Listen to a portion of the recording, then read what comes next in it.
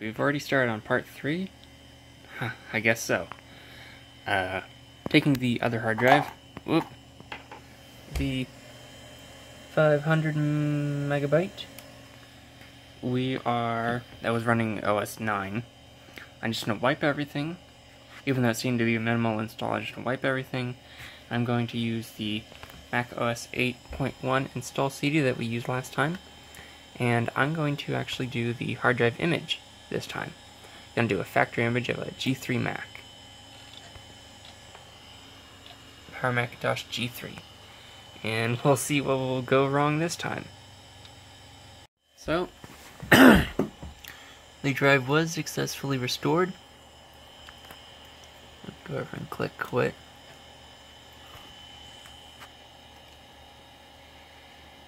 I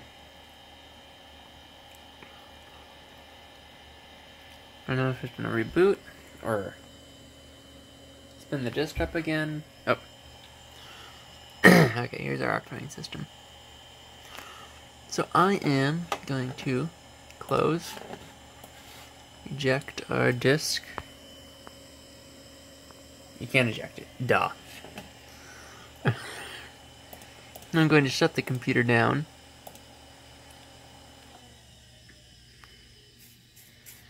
Then turn it back on.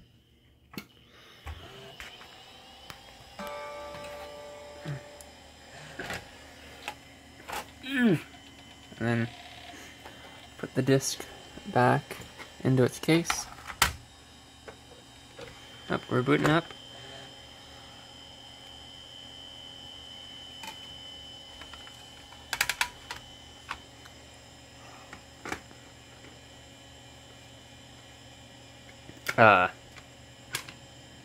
In theory, we should boot up. Maybe it takes a while. There we go. Okay.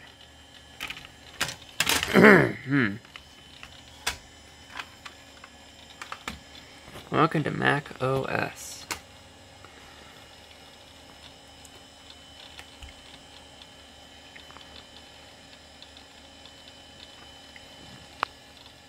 So this is why I wanted this one, so I could have classic Apple experience.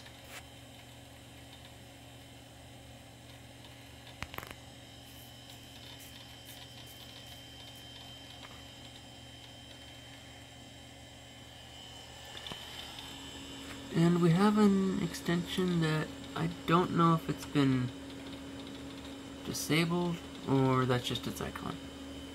QuickTime VR.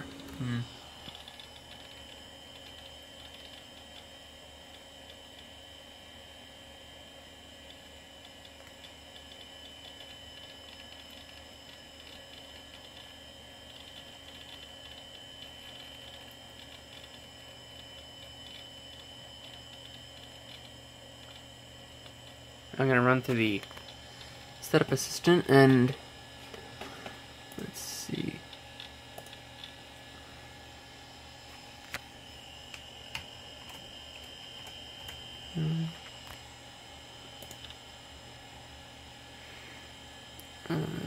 Yes.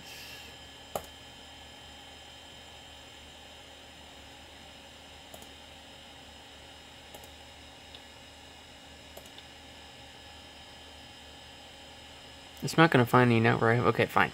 It might find, what is there? Ethernet? Modem?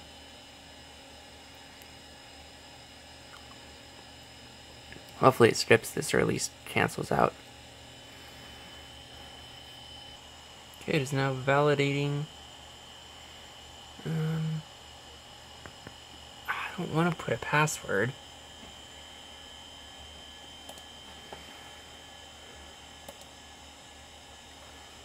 Sure, fine.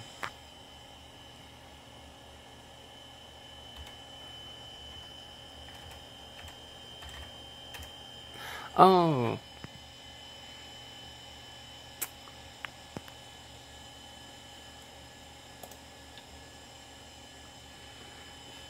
No, I don't want a shared folder.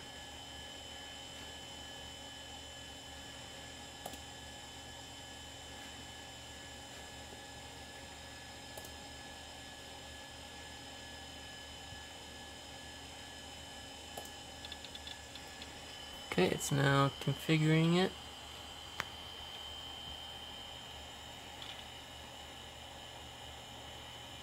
After I provided the information it needed. Okay. It's completed successfully. I don't want to register.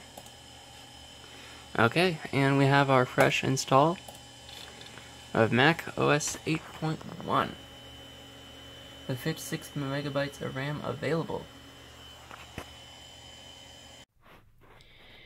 So the parts needed for the Performa finally showed up.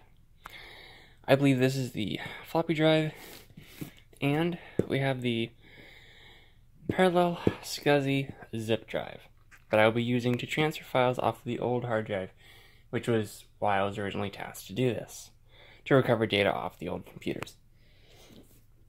And having a working floppy drive would be nice in the system. So without further ado, I will open this and you'll see what's inside. So it is reasonably well packed, and it is wrapped in newspaper. So we will unfurl this. There's a pizza ad. I haven't had pizza in a while. I'm trying to kind of diet. I mean, I do like fruit. Ooh, blueberries. Let's see. Best unboxing ever. Up, more tape. So yes, indeed, it is exactly what I was looking for. I'll just swap out the, well, no, I'll leave it as is. And install it. It has the stupid Apple proprietary connector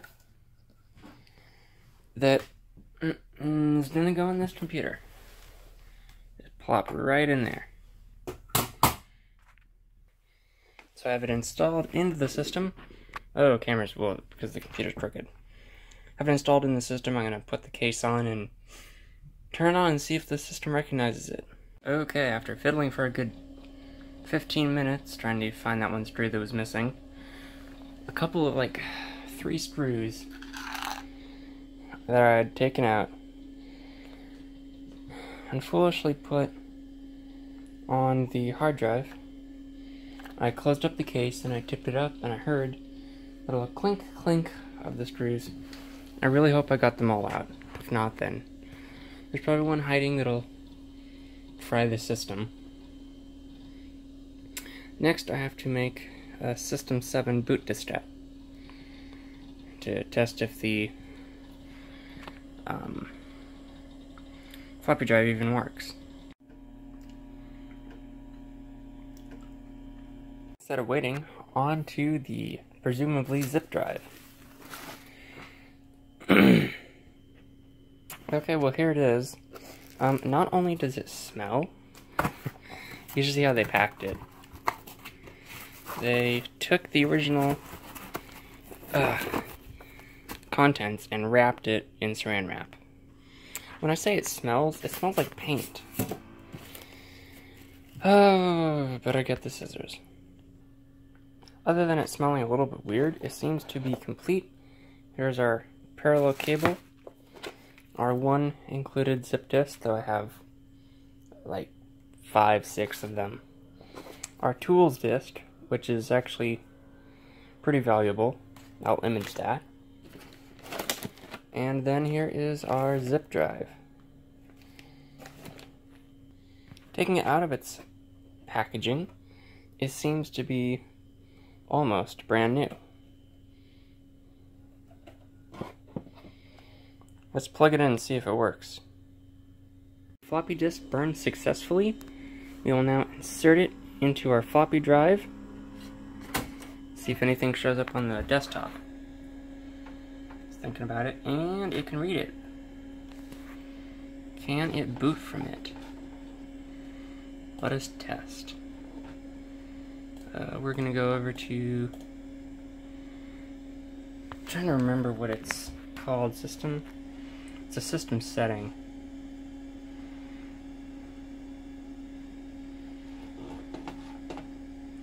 Start a disk. And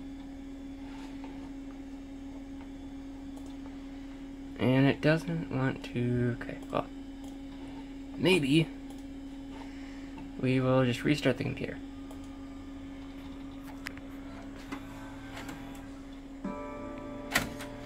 So,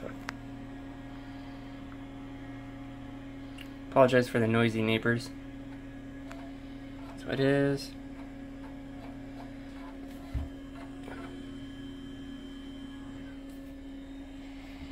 Disk tools will not work in this computer. Use disk tools too. Okay, so it does. Okay, so it does read it. Now let's see if it'll eject it when I hit restart.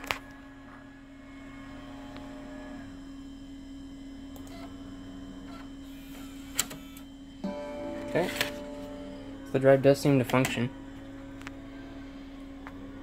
Next, I'm going to be testing the zip drive. Plug in the zip drive, the system halts. So I believe I might need drivers. Luckily, I found drivers. If you go to Macintosh Garden, they have them, and I downloaded the StuffIt Expander file. I'm going to copy that using Transmac to a System 7 diskette. So here's what's happened so far. I found out that apparently, oh my god, SCSI parallel is not the same as parallel, and connecting a parallel device to a SCSI port might actually fry the circuitry. So I don't know if I just killed the SCSI port on the computer. I don't know if the zip drive actually works. I was trying to get the tools installed, but the tools are in a StuffIt Expander. But the StuffIt Expander is from a PC. When you put PC files onto a computer with Mac OS 8 through 9, it marks it as PC. If it's PC, then it hides the files. So now I'm trying this totally not suspicious looking program to expand the StuffIt Expander program, and then I'll take that image and copy that image to the Mac, then use the Mac to mount the image to then install the software.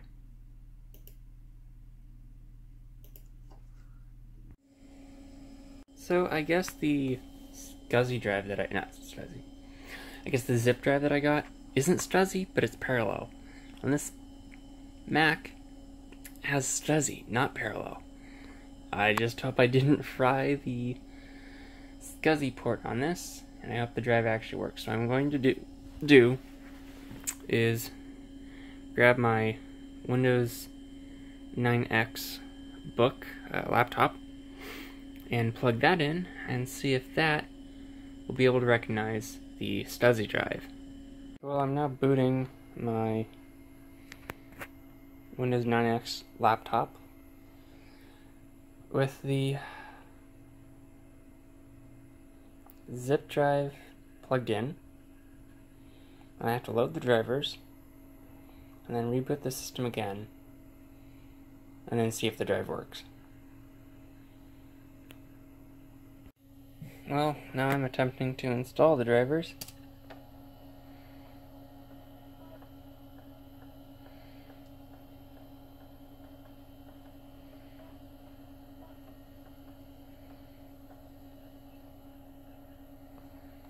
It's now searching for the device.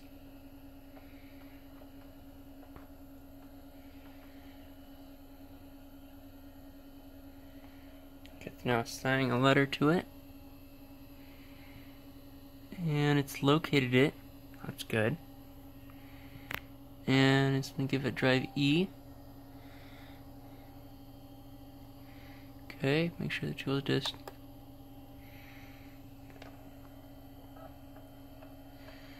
So it is now loading up the system tools. It's looking for adapters.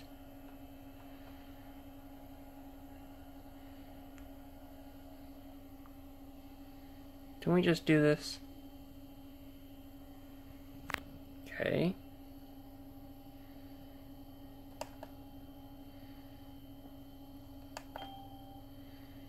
No tools just found. Okay, so the zip drive is functioning. You can notice the diskette that I put in. Shows there's 95 megabytes free. So I'm to believe that this functions. It won't work for my Mac, but the device itself functions, so that's, something. Well, one good thing that came out of this was at least now I have a boxed zip drive, and it was only like $20, and I did see one at a thrift shop for $2.95, and I'm kicking myself for not getting it. But it all kind of balances out. I've gotten so many things for cheap that I would have had to pay so much for, so I guess it's now my time to start paying retail. This is going to be end of part 3 or 4? Part 3. If you liked this, thumbs it up. If you didn't, where the other button is, put a comment down below if you liked this, had any thoughts about this, whatnot. And I look forward to more videos on the Performa.